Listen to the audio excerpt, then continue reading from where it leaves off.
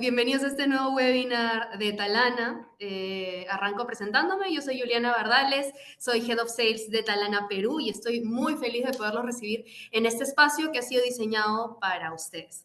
Para quienes no nos conocen, como para que lo tengan como contexto, Talana es una plataforma que tiene presencia en Chile y Perú que se encarga de ayudar a las compañías a digitalizar sus procesos de recursos humanos. Pero hoy yo no vengo sola, me acompañan dos panelistas de lujo. Nos acompaña ahorita Daniel Flores, que es socio de DLA Piper Perú y es abogado por la Pontificia Universidad Católica, con una maestría en finanzas y derecho corporativo por la Universidad de San. Nos acompaña también Gustavo Fierro, que es asociado de DLA Piper Perú y abogado por la Pontificia Universidad Católica del Perú, con un máster en Human Resource and Talent Development por la EAE Business School. Entonces, bueno, tenemos a los especialistas sobre justamente los temas que vamos a tocar. ¿Qué temas vamos a tocar? Revisemos juntos la agenda. Primero vamos a hablar sobre la importancia de una cultura de protección de datos personales en las empresas. Punto número 2, las obligaciones del empleador sobre la protección de datos personales de los trabajadores. Punto número 3, la clave de inscribir los bancos de datos personales relacionados al ámbito laboral. Por favor, siéntanse libres de hacernos llegar sus consultas a través del chat. En la parte final de este webinar vamos a tener un espacio para poderlos revisar en conjunto y que obviamente los especialistas Daniel y Gustavo nos puedan ayudar a absolver las dudas. Sin más que decirles por mi lado, bienvenido nuevamente y le doy el pase a Daniel.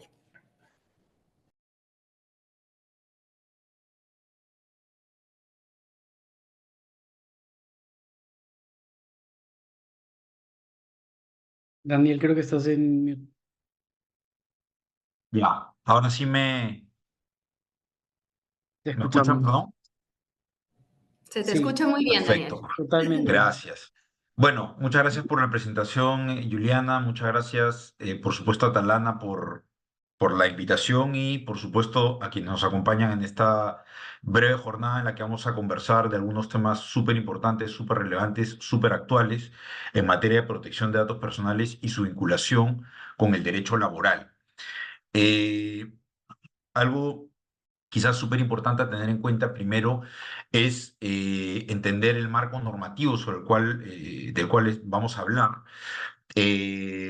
Que bueno, como toda norma, en realidad su base está en la Constitución Política del Perú, la de la protección de datos personales. Y cuando hablamos concretamente de datos personales, estamos hablando de la Ley de Protección de Datos Personales y del reglamento de la Ley de Protección de Datos Personales. ¿Ok?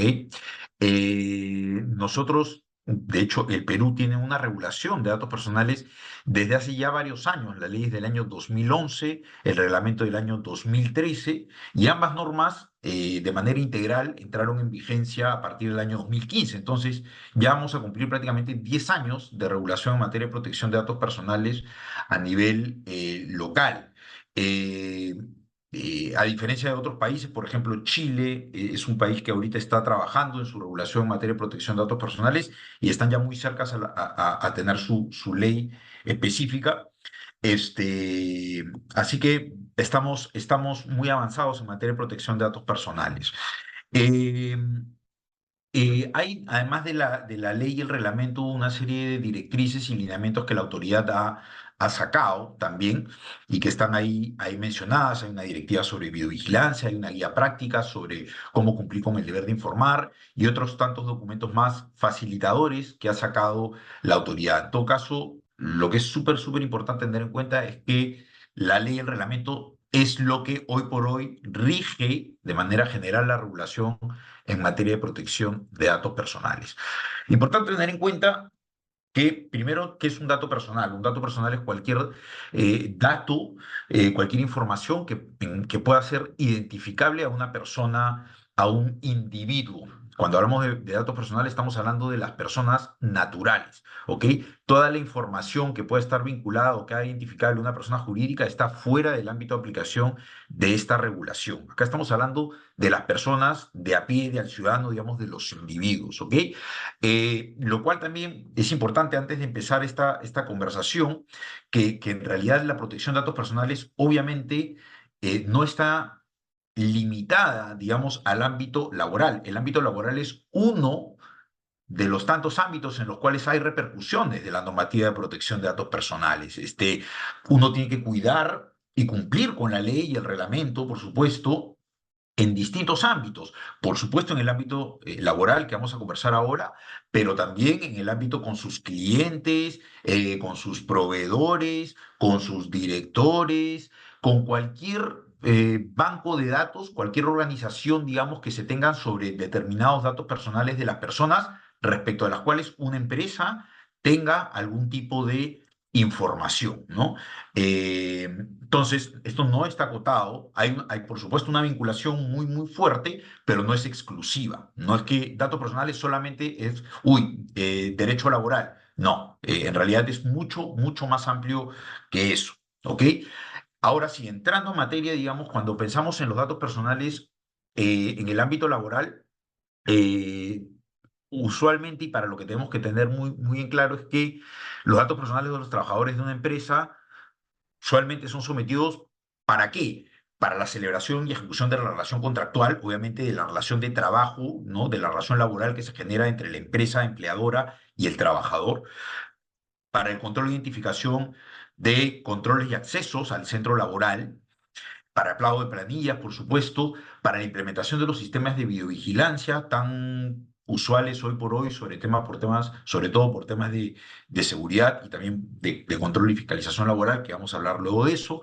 También para temas de publicidad y marketing, por supuesto, muchas empresas utilizan imágenes de sus trabajadores, por ejemplo, y de sus equipos para sacar brochures, videos y otra información de contenido publicitario. Y para los servicios médicos ocupacionales también algo que estuvo muy, no sé si la palabra correcta es en boga, pero algo que fue muy usual y muy común en la época de la pandemia, por ejemplo, ¿no? Que habían tantos controles y, por ejemplo, para ingresar a los centros de trabajo había que medir las temperaturas, etcétera, etcétera. Entonces, estos son algunos de los principales ejemplos para los cuales una empresa suele utilizar y realizar el tratamiento de los datos personales de sus trabajadores, ¿no?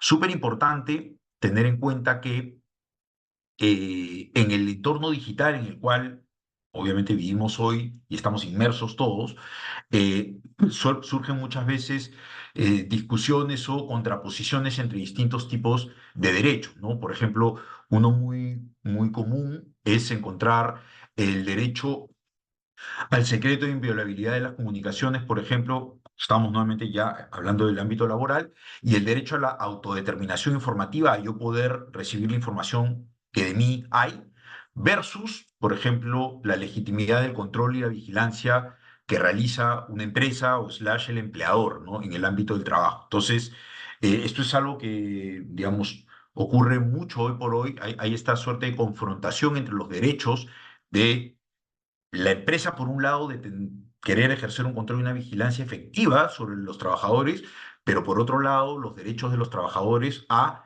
oye, mis comunicaciones, mis conversaciones, la autodeterminación informativa que me corresponde, ¿no? Y ahí, por ejemplo, hay una sentencia muy interesante del Tribunal Constitucional del año 2020 en el cual se definió eh, que para poder acceder, digamos, a información o a las comunicaciones de los trabajadores, tenían que por lo menos cumplirse dos requisitos, ¿no? Número uno, que eso tenía que estar debidamente informado, es decir, que se tenía que informar dos cosas, que efectivamente las comunicaciones o las herramientas digitales que la empresa ponía a disposición de los trabajadores eran de uso exclusivo para temas laborales, por supuesto tenía que estar muy, muy claro en ese sentido, y por otro, dejar muy en clara la posibilidad que tenía justamente el empleador de poder acceder a esa información, ¿no? Y por supuesto, cuando hablamos de accesos, tenemos que pensar además y tener muy en cuenta y en consideración que estamos hablando de aquellas herramientas que han sido proporcionadas por la propia empresa. ¿No? Porque justamente este caso que estoy comentando del Tribunal Constitucional fue un caso, por ejemplo, en el cual se accedió a información y a mensajes de un trabajador, pero que había tenido a través de Facebook, ¿no? Si bien estaba en la empresa, en una computadora de la empresa, la conversación privada, entre comillas, que había tenido y que fue la causa de su despido al final,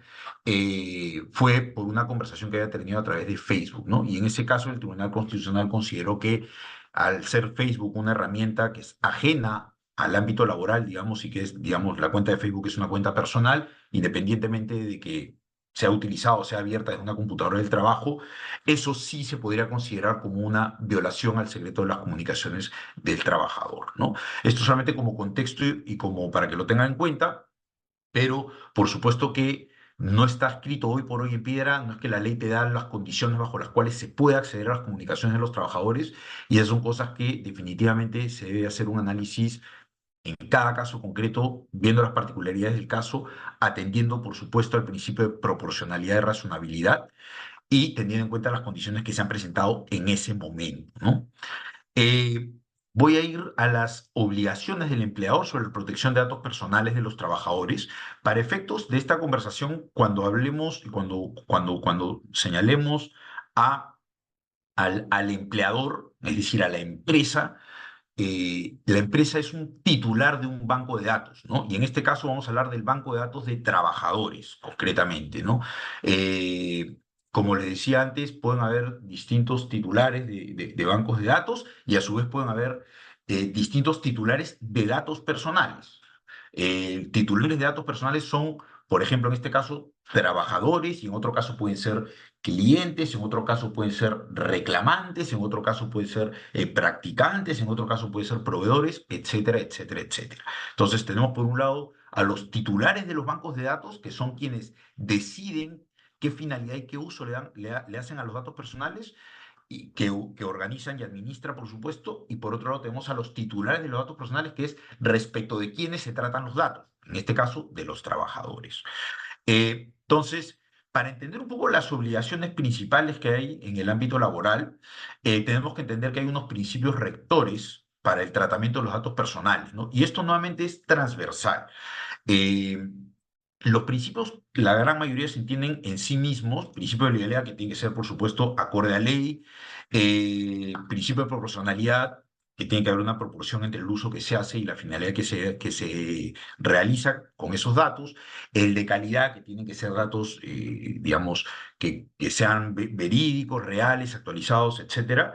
Eh, Quizás en este punto sea súper importante eh, hablar del principio consentimiento, porque la regulación de protección de datos personales está enfocada y tiene a este principio del consentimiento como la base y el principio rector, ¿no?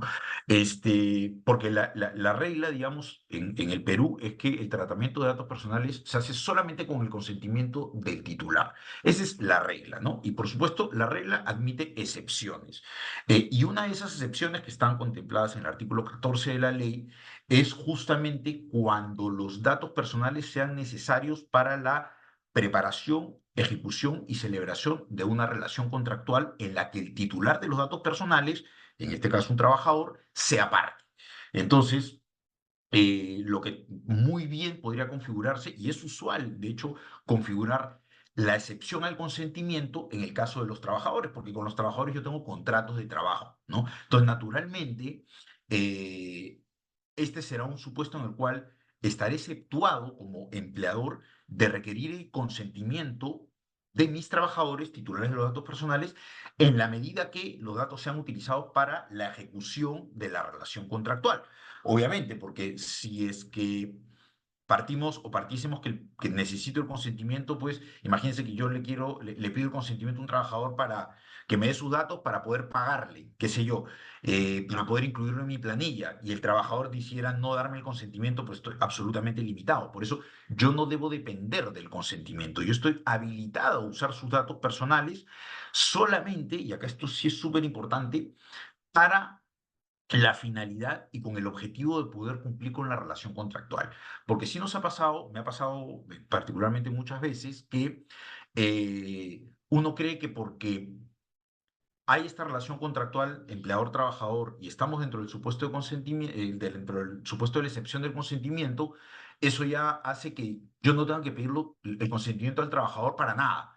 Y no, no lo debemos ver de esa forma, ¿no? Nuevamente, y algo que es súper importante es que el principio y la regla es el consentimiento y el no consentimiento es la excepción. Y todas las excepciones deben ser en consecuencia interpretadas de manera restrictiva. Y es únicamente, por eso la excepción es solamente para aquellos datos que sean necesarios para la celebración y ejecución de la relación contractual. Si estamos hablando de un uso de los datos del trabajador para aquellas cosas que vayan un poquito más allá de la relación contractual o un poco más allá de la relación contractual, en consecuencia, ahí sí que se va a necesitar pedir el consentimiento del trabajador. De lo contrario, se podría considerar un tratamiento de datos ilegal. ¿Ok? Eh, entonces, algo que también es súper importante y que está dentro de este marco de las obligaciones del empleador es que independientemente de si es que tengo que pedir o no consentimiento a un titular de datos personales, algo que debe quedar muy en claro es que independientemente del consentimiento, uno siempre debe cumplir con el deber de informar. ¿Ok? Eh, una de las obligaciones de los titulares es informar sobre las condiciones respecto a las cuales realiza el tratamiento de los datos personales.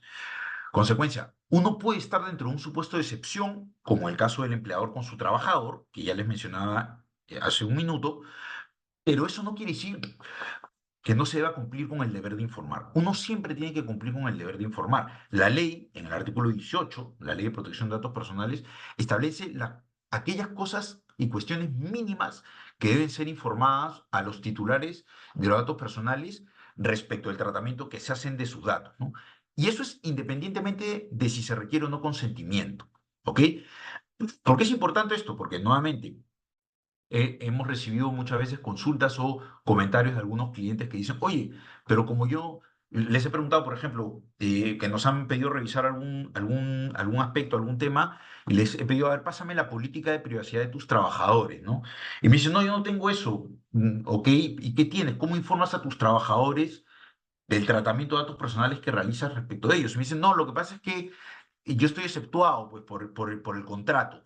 No, y no es así, ¿ok? No debe entenderse de esa forma. Uno puede estar exceptuado del consentimiento nuevamente, bajo determinados supuestos, bajo determinadas condiciones, y eso está bien, digamos, pero así estés exceptuado del consentimiento, vas a tener y debes cumplir con informar aquellas principales características y condiciones en las cuales realizas el tratamiento, es decir, quién es el titular del banco de datos, cuál es la finalidad del tratamiento, con quiénes se comparten los datos, por cuánto tiempo vas a realizar el tratamiento de los datos personales, si hay un flujo transfronterizo, si hay encargaturas específicas para algún proceso determinado, etcétera, etcétera. Entonces, todo eso debe estar contenido y debe ser trasladado en algún documento al trabajador. Y esto suele cumplirse nuevamente a través de eh, políticas de privacidad. ¿Ok? Entonces, no porque uno esté exceptuado del consentimiento, este, quiere decir que no tenga que cumplir con informar. Uno siempre debe cumplir con informar y eso es súper, súper importante y de hecho es una de las cuestiones que más sanciona la Autoridad Nacional de Protección de Datos Personales, ¿no?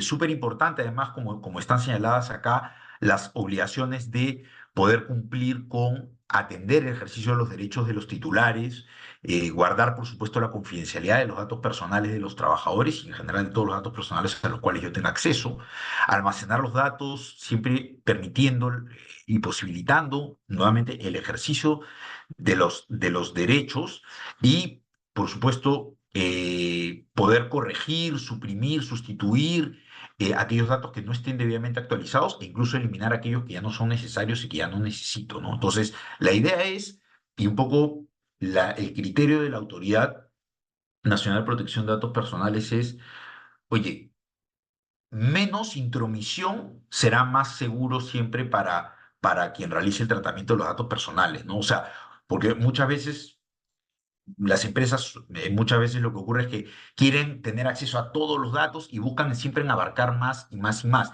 Y justamente es un poco la visión poco inversa a la que tiene la autoridad, ¿no? En la medida que se haga un menor tratamiento, una menor intromisión, un menor acceso a los datos, será menos riesgoso para la empresa porque podrá sustentar con una mayor solvencia y con mayor seguridad que está haciendo un tratamiento adecuado, razonable, proporcional. ¿Ok? Entonces, acá hay varios, lo que hemos hecho es señalar las principales obligaciones que han sido sancionadas además o que han sido meritorias de alguna opinión consultiva de parte de la autoridad, este, para poder visualizar de manera más clara y más aterrizada qué es lo que está ocurriendo, ¿no? O sea, lo concreto es que, por ejemplo, por incumplir con el deber de informar en materia laboral, la autoridad en el año 2021 sancionó a una empresa que, que está en el rubro de las cooperativas de ahorro y crédito, por ejemplo, con 5,05 UITs por no haber cumplido con el deber de informar. Lo que le decía hace un momento, la importancia del deber de informar, pues acá se materializa y la autoridad ya ha sancionado eso, ¿no? Respecto de realizar tratamientos sin consentimiento, perdón, la autoridad ya ha emitido opiniones consultivas al respecto, ¿no? Entonces, tenemos, por ejemplo, una resolución súper importante, recopilar datos personales por medios fraudulentos, desleales o ilícitos.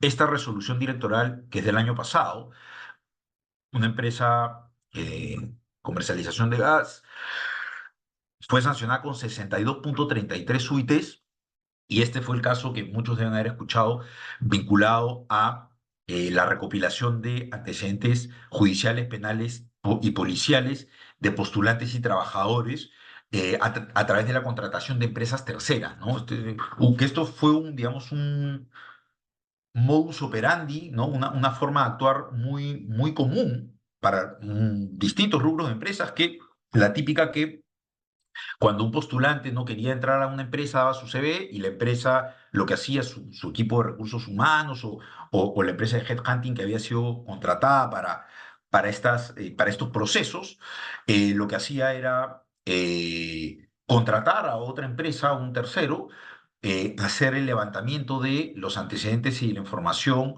de antecedentes penales y judiciales, ¿no? Para ver pues, si la persona tenía algún tipo de antecedentes o no. Y este accionar y este actuar, que antes era muy común y muy habitual, ya fue sancionado el año, de hecho en el 2022, confirmado en segunda instancia el año pasado, el 2023, o sea, el año pasado ahorita, y sancionaron con 62,33 UITs a la empresa por haber contratado a esta tercera empresa. ¿Cuál es la lógica y qué es lo que considera la autoridad en este extremo? Que, que el acto en sí mismo nace mal, digamos, que el hecho de contratar a una empresa para que me obtenga los antecedentes penales y policiales es un acto, digamos, es un acto fraudulento y nace ilícito en sí mismo, porque esa empresa no tiene, digamos, la encargatura o no está habilitada legalmente para poder acceder a esa información. O sea, si uno quiere obtener sus antecedentes penales o policiales, digamos, debe obtenerlo la misma persona, el interesado, a través, digamos, de los mecanismos legales que existen, que es yéndote a, pues, a comisaría, Ministerio Público, a obtener esos certificados. Estas otras empresas, digamos, que obtienen esta información, la obtienen a criterio de la autoridad de manera ilegal. Entonces, eso es una situación que ha venido a cambiar un poquito el mercado en el último año, porque sí, obviamente, además la sanción fue bastante alta, ¿no? Bastante disuasiva para evitar que conductas como estas se sigan repitiendo, se sigan dando, ¿ok? Eh, Como todo titular de banco de datos, además, debe inscribir los bancos de datos que tiene, ¿no? Una empresa, obviamente, el banco de datos por defecto que tiene toda empresa es el banco de datos de trabajadores, porque las empresas tienen trabajadores y en consecuencia una de las obligaciones que da la ley y que impone la ley es el de tener que inscribir ante la autoridad el banco de datos, los bancos de datos, ¿no? Consecuencia, es algo objetivo que se debe cumplir y que se debe hacer y el no hacerlo acarrea una sanción. Por supuesto, en este caso que estamos poniendo acá, por ejemplo, no haber inscrito el Banco de Datos de Trabajadores o Vigilancia dio una sanción de 4,23 UITs a una empresa que se dedica a la educación en materias de diseño. Entonces, un poco aquel mensaje es, la autoridad está sancionando, sanciona, ¿ok? Este, aquellas obligaciones que no son cumplidas y dentro del ámbito laboral hay muchas obligaciones que deben ser cumplidas, justamente las que estamos viendo acá son algunas de ellas. Eh, no cumplir con el deber de confidencialidad, tenemos otra empresa que fue sancionada con 15 UITs, no atender el ejercicio de los derechos de los titulares, trabajadores en este caso, eh, 3 UITs y así podemos seguir y hay varios ejemplos, ¿no? Este, este caso, por ejemplo, de las 15 UITs es interesante porque en este caso, por ejemplo, fue sancionada una empresa, está, tiene un poco que ver con el caso de lo que les comentaba de la empresa que fue sancionada de gas por contratar una empresa con certificado, por contratar a una empresa para la obtención de los certificados y los antecedentes penales y policiales. ¿Por qué? Porque lo que han estado haciendo algunas otras empresas es, ok, entonces si no le pido los antecedentes o no contrato una empresa para la obtención de los antecedentes, lo que voy a hacer es obtener su certificado único laboral, ¿no? Y lo que han estado haciendo algunas empresas como una alternativa es justamente pedir a las personas, a los postulantes, oye, dame tu certificado único laboral y de ahí puedo ver si tienes o no antecedentes. Pero de acá esto es lo interesante, ¿no? O sea, ojo que el certificado único laboral es algo de acceso de cada persona. Es decir, yo accedo a esta plataforma que el Estado pone a mi disposición para yo obtener mi certificado único laboral. No es para que un tercero se meta a descargar mi certificado único laboral, ¿ok?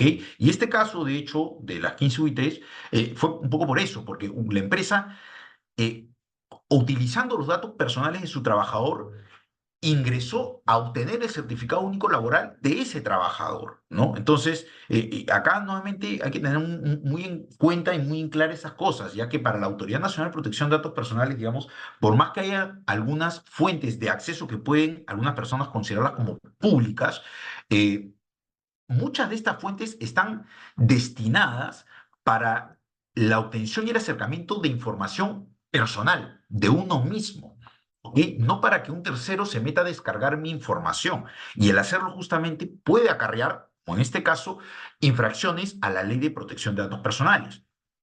Esto ocurrió también mucho, que también hay casos, de hecho, con el tema de la pandemia. Cuando hubo la pandemia, las empresas pedían los certificados de vacunación. Y muchas empresas pedían los certificados de vacunación y otras empresas accedían directamente a los certificados de vacunación de las personas, de los trabajadores.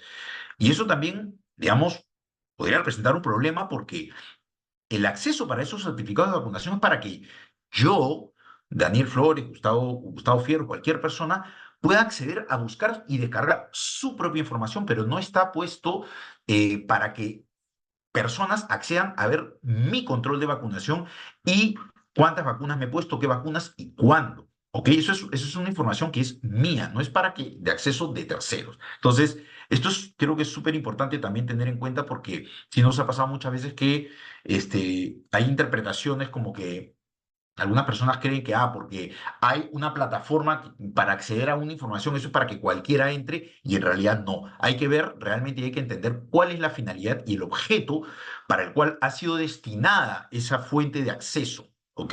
Y si no es una fuente de acceso pública, como por ejemplo pueden ser los registros públicos que están destinados para que cualquiera entre, o por ejemplo las centrales privadas de información de riesgo, que es información que uno puede acceder libremente para descargar cualquier información, en este caso no, en algunos casos, como en los que le señalaba, no ocurre así, ¿ok?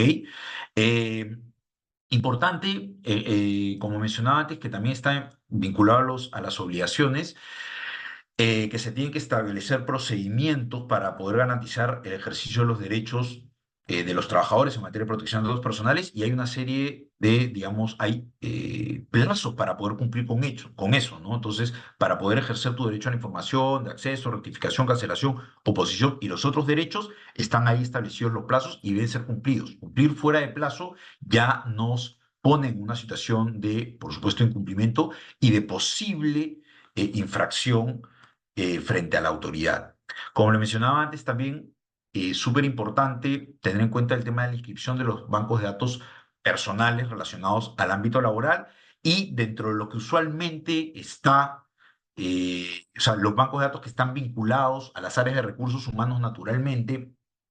Usualmente tenemos esto, ¿no? Postulantes, practicantes, trabajadores, videovigilancia y proveedores. Obviamente, cada uno es un banco de datos distinto e independiente con finalidades distintas y que debe ser inscrito de manera independiente, ¿ok?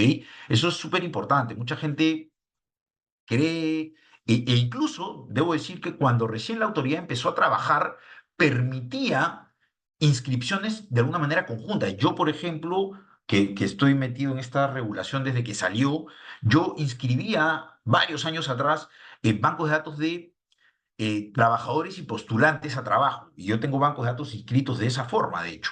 Pero hoy por hoy ya no los puedes inscribir así. La autoridad se ha ido sofisticando y ha ido separando bien, digamos, en los bancos de datos y hoy por hoy ya no te permite inscribir bancos de datos de postulantes y trabajadores. Te dicen, no, una cosa son trabajadores, otra cosa son postulantes. ¿Y por qué? Es fácil de entender, porque la naturaleza es distinta, porque los datos que tienes de uno y de otro son diferentes y las finalidades para las cuales realizas el tratamiento de unos y de otros es distinta. Entonces tienes que inscribirlos, tienes que solicitar inscripciones distintas e independientes, ¿no? Y así de cada uno de ellos, ¿no? Practicantes también es un régimen específico.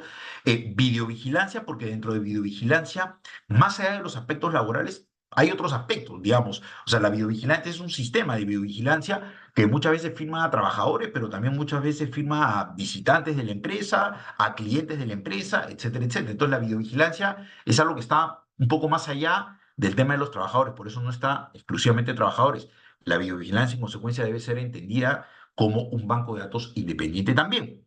Y proveedores que, por supuesto, no siendo trabajadores, porque tienen un régimen específico, si una persona, una persona jurídica o una empresa realiza el tratamiento de datos de proveedores, nuevamente personas naturales, acá todo lo que estamos hablando tiene que ver solamente con personas naturales. Si uno tiene proveedores, personas naturales, una persona que me hace algún tipo de servicio de tecnología, mi proveedor de servicio de limpieza, mi proveedor de cualquier otro servicio, eso tendrá que ser inscrito también de manera independiente como un proveedor. ¿Ok? Cada uno de ellos debe ser inscrito de manera independiente y el no tener alguno de ellos inscrito puede acarrear alguna multa. Ojo que también es importante considerar y tener en cuenta que eh, la norma no, muchas veces nos ha pasado que una empresa nos dice, oye, pero yo tengo poquitos trabajadores. No importa en realidad, la norma no dice, oye, si tienes poquitos trabajadores no tienes que inscribir tu banco de datos. No, la obligación nace desde el momento que tienes bancos de datos. Si tienes bancos de datos con 2 trabajadores, tienes que inscribir tu banco de datos de trabajadores igual. O sea, ya existe esa obligación de tener que inscribirla. La obligación es, ¿tienes banco de datos? Tienes que inscribirla. Independientemente de si es un banco de datos gigante porque tienes 4.000 trabajadores o si tienes 10 trabajadores. Que la obligación existe y hay que cumplir con ello. Eh, Vamos a aterrizar ahora un poquito en lo que es el tema de biovigilancia en el entorno laboral. Eh, ¿En qué momento y cuándo consideramos que es legítima la biovigilancia? Cuando estamos hablando de temas de supervisión de la prestación laboral, para la protección además de los bienes del empleador, por supuesto quiere cuidar sus bienes, y para la verificación de la adopción de medidas de seguridad en el trabajo. Es una forma de poder fiscalizar y controlar que la gente está cumpliendo con las medidas de seguridad que yo he impuesto dentro del entorno laboral, ¿no? La videovigilancia está, por supuesto, permitida, y es, como ya advertimos hace un momento, es muy común implementarla, pero siempre debemos adoptar y tener en cuenta que debe aplicar el principio de proporcionalidad, ¿ok? Y eso también tiene algunas, por supuesto, limitantes. No debe ser, la videovigilancia no puede ser algo excesivo y, por supuesto, no se permite, por ejemplo, instalar sistemas de vigilancia en aquellos espacios que estén destinados al descanso o esparcimiento de los trabajadores, como vestuarios, servicios higiénicos, comedores o análogos. Y eso, digamos, también hemos tenido muchas consultas al respecto, ¿no? Debemos controlar siempre, por supuesto, y tener muy claro el tema de la videovigilancia, pero debemos cumplir con ciertas condiciones. Y yendo al tema del deber de informar, dentro del ámbito laboral, súper importante el informar que la gente está siendo videovigilada. Por eso, cuando la autoridad sacó la guía de videovigilancia y los lineamientos para la videovigilancia, habla de la videovigilancia en términos generales y obliga básicamente a 2 cosas, ¿no? A poder colocar un cartel informativo visible y de determinados colores, de hecho con fondo amarillo incluso, para que la gente advierta que está siendo grabada. ¿No? Lo primero es, oye, ojo que está siendo grabado. Y lo segundo es poder remitir a la gente a algún documento donde pueda estar todas las condiciones bajo las cuales se realiza el tratamiento de esos datos, porque la imagen de las personas y la voz, sí que también está siendo grabada, son datos personales, ¿no? Mi imagen, si yo salgo caminando y estoy siendo grabado, eso, digamos, es un dato personal que es mi imagen. Consecuencia, como les señalaba hace un momento, el deber de informar es un deber que sí o sí se debe cumplir con trasladar y en este caso hacia los trabajadores. Y la videovigilancia no es una excepción a eso. Nuevamente, podemos estar exceptuados del consentimiento. como en el caso de la videovigilancia. No tengo que pedirle permiso o consentimiento a los trabajadores para grabar algo que es legítimo, que es mi control y la seguridad de mi empresa. Es legítimo, pero sí voy a tener que informar las condiciones bajo las cuales están siendo grabadas. Y por eso es importante la colocación del cartel informativo y que ese cartel informativo además nos remita a alguna fuente o algún link o algún documento donde pueda uno poder leer y tener acceso a las condiciones claras bajo las cuales se está realizando el tratamiento de esos datos, que es el de la imagen. Y ahí Gustavo nos va a comentar algunas implicancias, algunas cuestiones también en el ámbito laboral súper pertinentes. Ah, Gracias, Daniel. Bueno, en el caso de la videovigilancia, como dice Daniel bien, hay ciertos requisitos y métricas que debe cumplir toda empresa. Nosotros vimos, por ejemplo, el caso de una trabajadora en el cual es presentadora de un programa de juegos de juego de mesa en televisión y se queda dormida y su gerente de área decidió usar las imágenes de ella durmiendo en un chat del grupo de su área para indicar a los trabajadores lo que no deben de hacer o no deben dormirse en el trabajo, ¿no? Entonces ahí vemos cómo hay un uso de la videovigilancia que es totalmente contrario a lo que establecía Daniel y comentaba, de que debe ser informado, de que debe tener un fin lícito y de que debe de cumplir con determinados requisitos sobre la ley de protección de datos personales, ¿no? En este caso, la videovigilancia se utilizó de manera inadecuada, ¿no? Para sancionar o para decirle a los trabajadores lo que no deben de hacer, pero sin embargo no cumplió con ninguno de los requisitos, lo cual implicó que la empresa tuviera una carta de cese de acto de hostilidad por parte de la trabajadora e incluso SUNAFIL, ¿no? Entonces, por eso es importante no solo en el caso de la videovigilancia tener claro todos los requisitos que establece la norma, sino también capacitar a los trabajadores desde parte de recursos humanos como de el área legal sobre aquellas medidas que pueden tomar como videovigilancia, en qué requisitos y bajo qué premisas a los gerentes, al personal de dirección y en general a todos los trabajadores, ¿no? Perfecto. Totalmente de acuerdo. Súper relevante lo que comentas, Gustavo. Entonces, el tema de la videovigilancia, de hecho, en el ámbito laboral es algo muy importante a considerar y siempre es importante, digamos, tener un double check de tanto qué ocurre en el ámbito laboral como con el tema de los datos personales, porque este sí es un claro ejemplo en el cual hay una superposición, digamos, de autoridades que pueden estar involucradas en la decisión de un caso. Entonces, la idea es poder tener un alineamiento y una opinión conjunta de ambas áreas para poder evitar contingencias en ese frente, ¿no? Entonces, dicho lo de la videovigilancia, otro tema súper importante y súper actual son temas vinculados a la diversidad e inclusión laboral, que obviamente cuando hablamos de esto hablamos de temas de identidad, que están muy vinculadas además a la no discriminación en el ámbito laboral, etcétera, etcétera. Primero debemos entender que son datos sensibles, ¿no? Los datos sensibles son aquellos datos que pueden estar vinculados más a la intimidad más personal del ser humano. Tiene que ver con datos biométricos, datos sobre orientaciones sexuales, datos sobre ingresos económicos, es lo que está en la esfera más personal de un individuo. Y en realidad el tratamiento, o sea, termina siendo igual que cualquier otro dato personal, salvo que lo que nos establece la norma es que cuando hablamos de datos sensibles, el consentimiento debe ser otorgado de manera escrita, ¿ya? A diferencia de otro tipo de dato personal que no sea sensible, digamos, ahí el consentimiento puede ser, puede ser dado bajo otros mecanismos, pero en los datos sensibles no, ¿ok?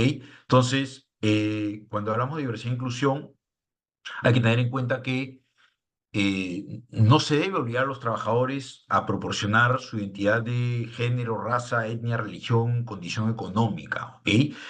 Muchas veces, digamos, por políticas de justamente, muchas veces por la empresa tratar de instaurar políticas justamente de diversidad e inclusión, terminan generando justamente lo contrario, ¿no? Porque dicen, oye, quiero ser inclusivo, pero entonces dime tú qué eres, ¿no? ¿Y cómo te defines? ¿Cómo? Y uno tampoco tiene por qué sentirse obligado a tener que dar esa explicación, ¿ok? Entonces, siempre son temas nuevamente muy sensibles y que tienen que ver con la libertad del individuo.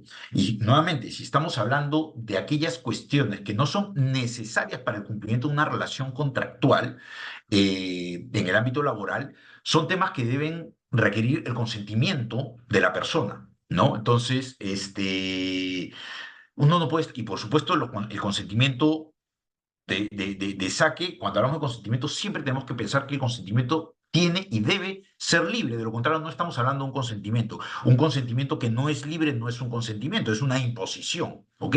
Entonces, porque también muchas veces, oye, si no me das esta información, te amonesto o no voy a poder contratarte o te voy a tener que sacar de la empresa, etcétera. Entonces, estás de alguna manera condicionando a que la persona te dé cierta información, ¿ok?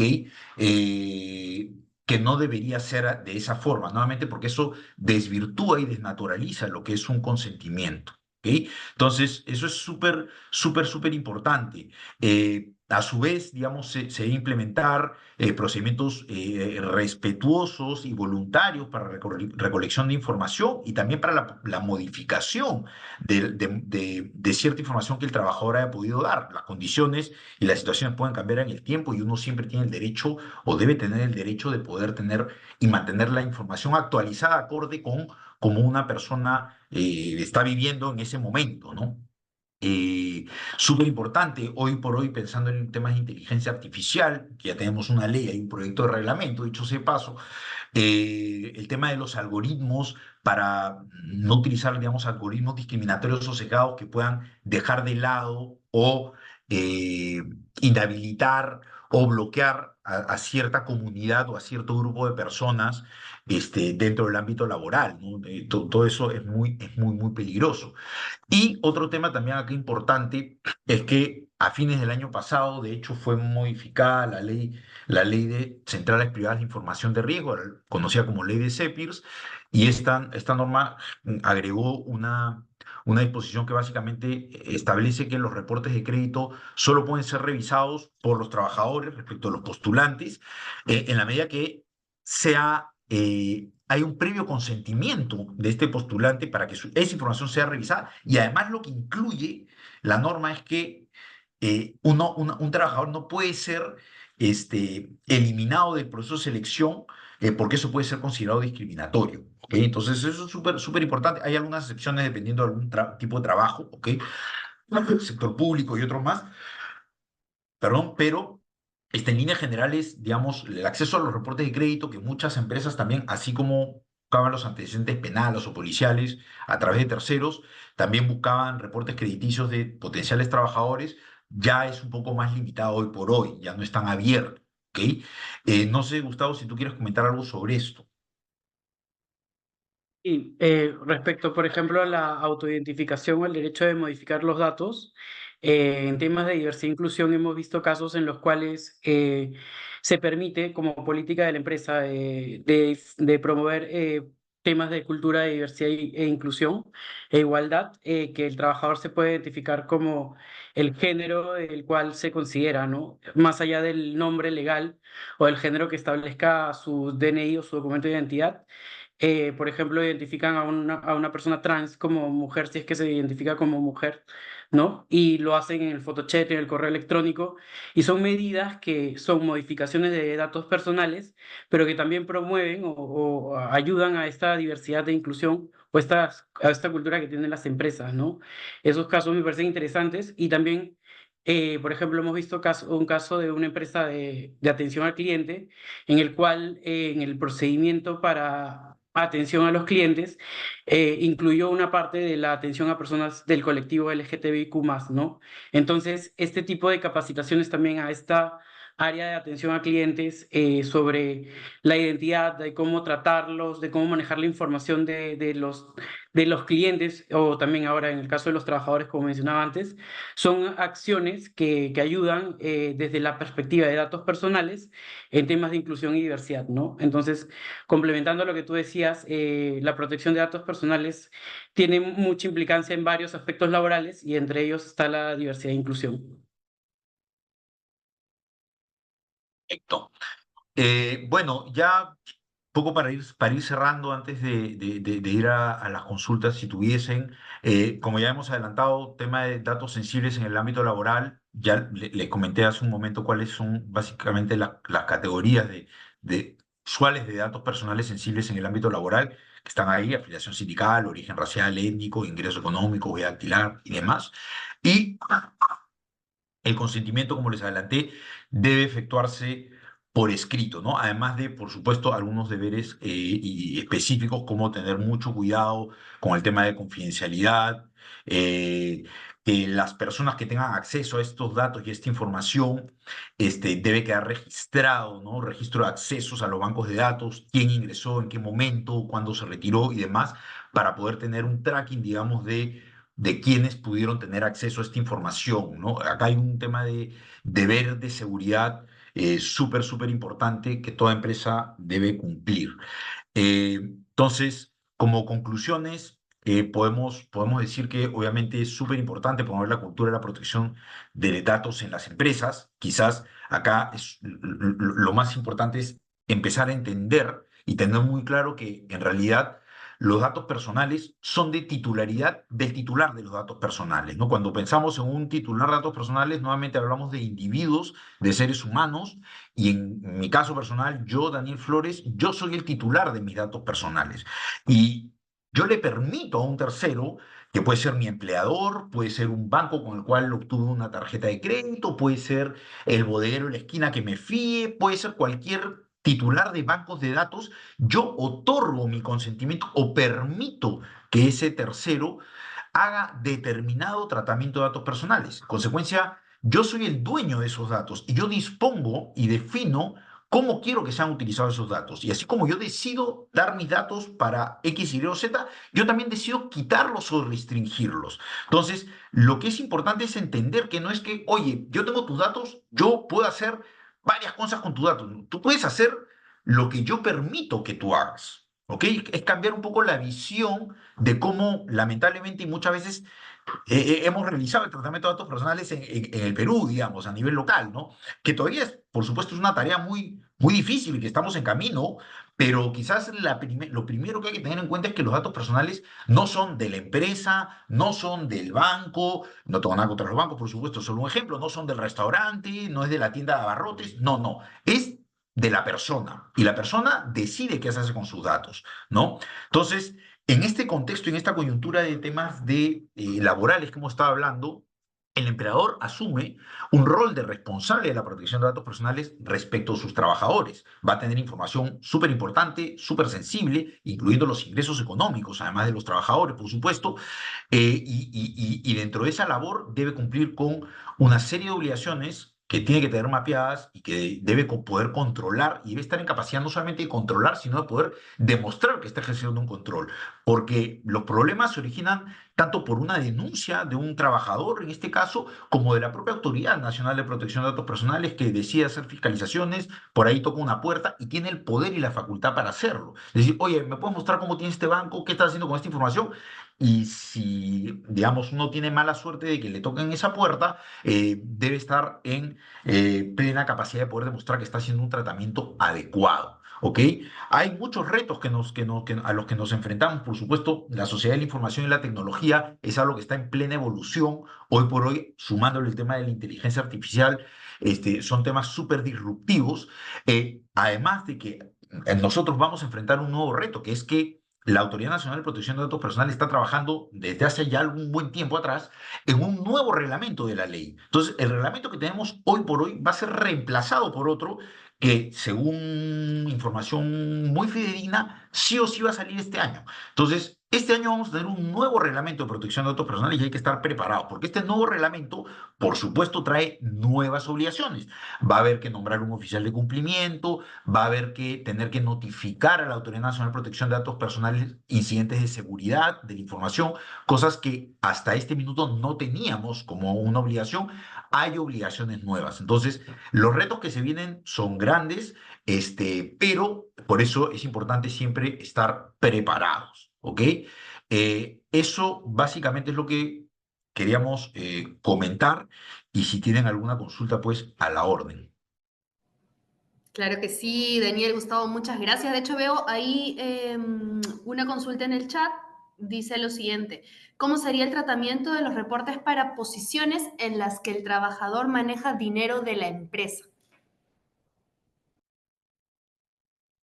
Bueno, yo le respondo primero desde mi óptica de datos personales y ahí Gustavo puede complementar con algún aspecto laboral. O sea, ahí el tema es, entiendo que se refiere obviamente a cómo ocurre con los reportes de aquella persona que tiene acceso o maneja dinero de la compañía, pues en realidad el tratamiento es el mismo que con respecto a cualquier otro trabajador. Me imagino que por las condiciones de poder manejar dinero o caja de la empresa, habrán algunos requisitos adicionales internos y capacidades que esté buscando, por supuesto, la, la empresa, pero el tratamiento termina siendo el mismo. O sea, no es que, como esta persona tiene acceso a dinero, desde una perspectiva de datos personales, hay algún requisito adicional con el que yo deba cumplir. Igual vas a tener que cumplir con, o sea, los datos personales de ese trabajador, vas a tener que obviamente darles un tratamiento con plena confidencialidad. Acorde a ley, vas a tener que informarle a este trabajador las condiciones bajo las cuales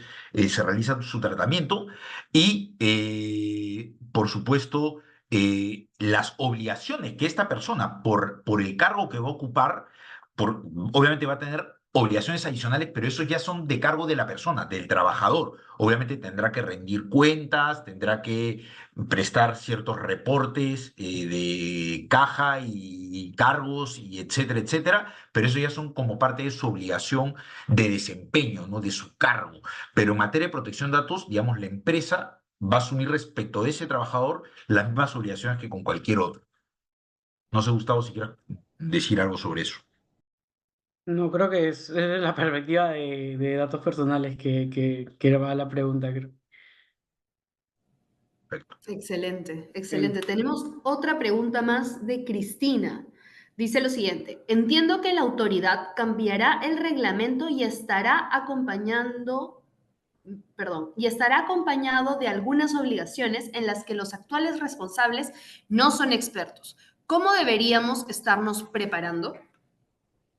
Justamente lo comentaba, gracias Cristina por la pregunta, es lo que comentaba al final de mi intervención. O sea, efectivamente la autoridad está cocinando desde el año pasado un reglamento nuevo. De hecho, en octubre del año pasado prepublicó el proyecto de reglamento y ese proyecto fue prepublicado justamente para poder recibir del público y de la gente, de cualquier persona, comentarios, dudas, quejas, y bueno, al publicar esto, lo que ocurrió es que la autoridad recibió muchísimos comentarios, ¿no?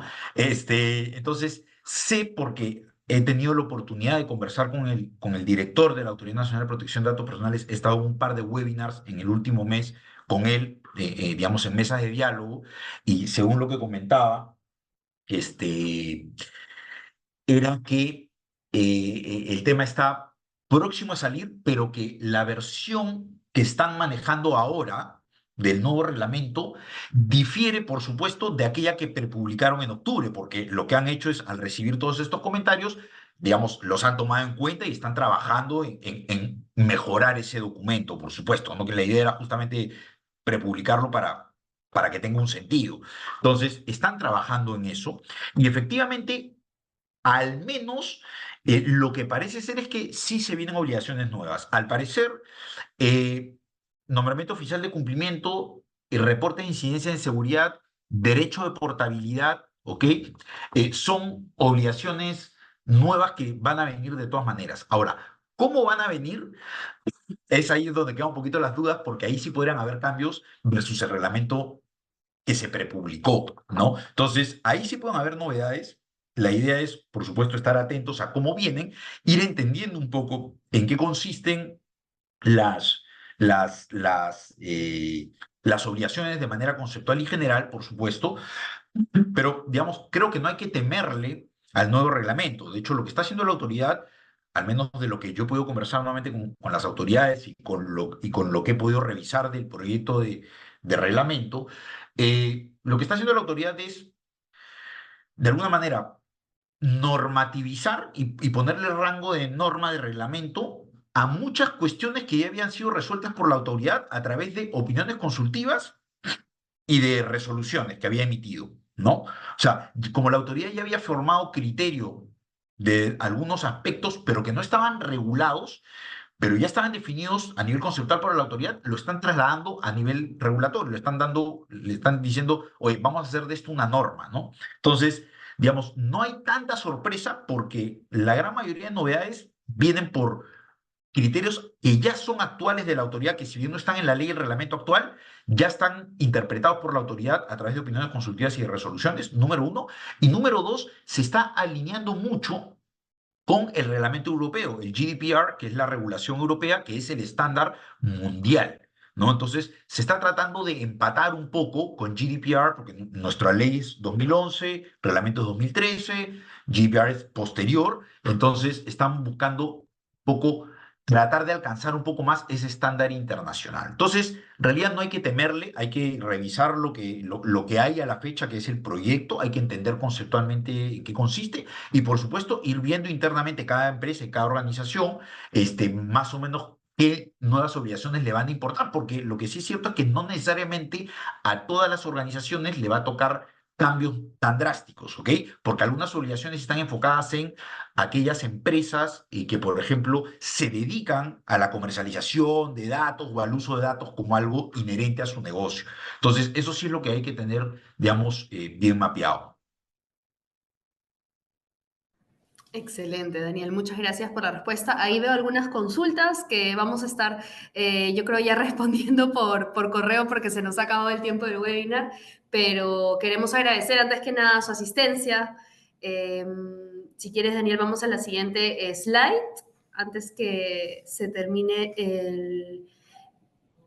el webinar, donde, bueno, ahí tienen algo de información de DLA Piper Perú. Cabe resaltar que mañana AM vamos a estar enviando también la grabación de esta sesión para que puedan revisarla y tenerlo también como material de consulta. No sé si quieren agregar, Daniel, Gustavo, algo adicional sobre DLA. Bueno, simplemente agradecer nuevamente la invitación, ha sido un gusto. Lamentablemente siempre nos tenemos quedando cortos, porque hay mucho para hablar, la verdad, esto es un tema inagotable, inacabable, pero un gusto haberlos acompañado. Para lo que necesiten, cuenten con nosotros, tanto, por supuesto, el equipo de Talana como la audiencia que nos escucha. DLA Piper Perú somos una firma global con presencia en muchos países de la región y fuera de la región. Acá en el Perú somos 62 abogados, 13 socios, y somos un estudio de abogados multiservicio. Básicamente ofrecemos todo tipo de servicios legales y en honor a la verdad y modestia aparte, no hay, digamos, asesoría que no podamos brindar. Por supuesto, una de nuestras especialidades es la protección de datos personales y es el derecho laboral, pero así como esas dos áreas, tenemos muchas otras más. Así que lo que necesiten, estamos a plena disposición. Excelente, Daniel. Y si me ayudas con un clic más. Los que necesiten. Muchas gracias. Les dejamos un QR para que puedan conocer también más de Talana y de cómo podemos ayudarlos a digitalizar sus procesos. Sin más que decir, muchísimas gracias por el espacio, gracias Daniel, gracias Gustavo, ha sido un lujo tenerlos por aquí y hasta un próximo webinar. Otra oportunidad. Muchas gracias a todos. Que estén súper bien. Hello. Un Gracias. abrazo, gracias a todos los asistentes. Bye. Bye.